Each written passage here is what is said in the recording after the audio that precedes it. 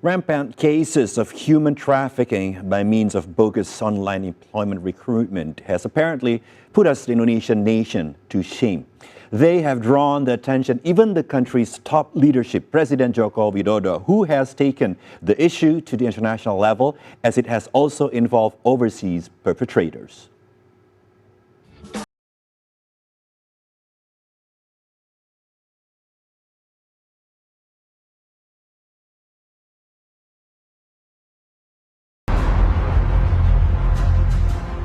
Human trafficking, as defined by the United Nations Office on Drugs and Crime, or UNODC, is the recruitment, transportation, transfer, harboring or receipt of people through force, fraud or deception, with the aim of exploiting them for profit.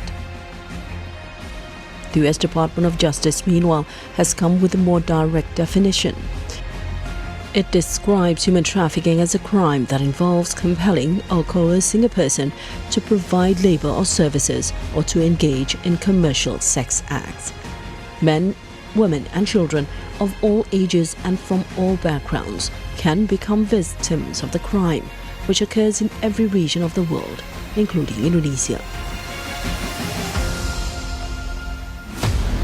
The traffickers often use violence or fraudulent employment agencies and fake promises of education and job opportunities to trick and coerce the victims. The coercion can be subtle or overt, as well as physical or psychological. Cases of human trafficking are not a phenomenon in the country. However, there is no comprehensive study on such cases as yet, including information on the initial reported cases of trafficking in persons. The modus operandi of human trafficking is the same. Ones are frequently lured to work overseas with higher salaries than working in Indonesia. Method of recruitment has also moved away from a mere direct, face-to-face enlistment to remote and online system.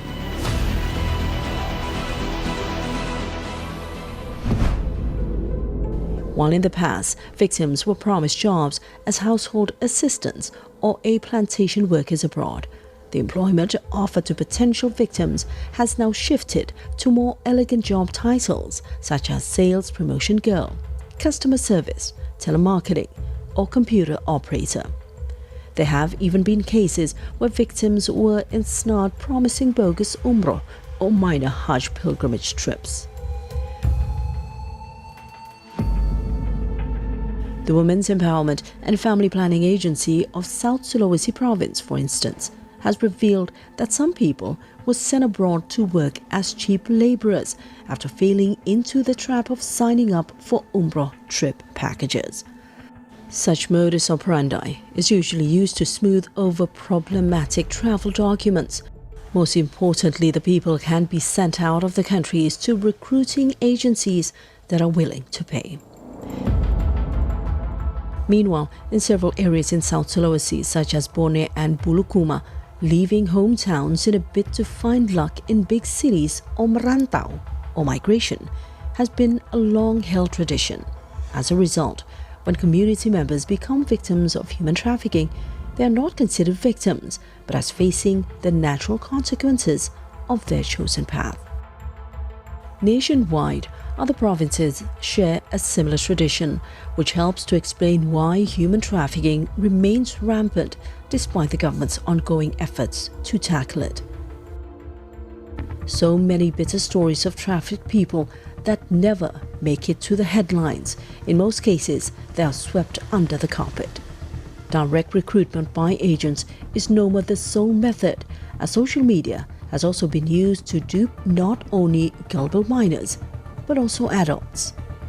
Worse is the fact that perpetrators of human trafficking have been operating separately in different areas and are known to use cell systems which make them difficult to track down. Their methods are similar to those used by drug rings. One thing is certain, however, that the issue has drawn widespread responses after President Joko Widodo brought the subject matter into the agenda of the 42nd Summit of ASEAN Leaders in Labuan Bajo, East Nusa Tenggara last month. The president even discussed the issue in his respective bilateral meetings with Prime Minister Hun Sen of Cambodia and Prime Minister Soneksai Sitpadon of Laos in the sidelines of the ASEAN event. Laos and Cambodia are among countries that have been harboring the alleged traffickers. Others are Vietnam and Myanmar. The president's internalization of the issue and a recommendation made during an internal cabinet meeting at end of May has led the Indonesian National Police to establish a special task force to combat human trafficking in the country. Human trafficking is a crime, a serious crime, involving sophisticated as well as new approaches and recruitment methodologies. The fight is on.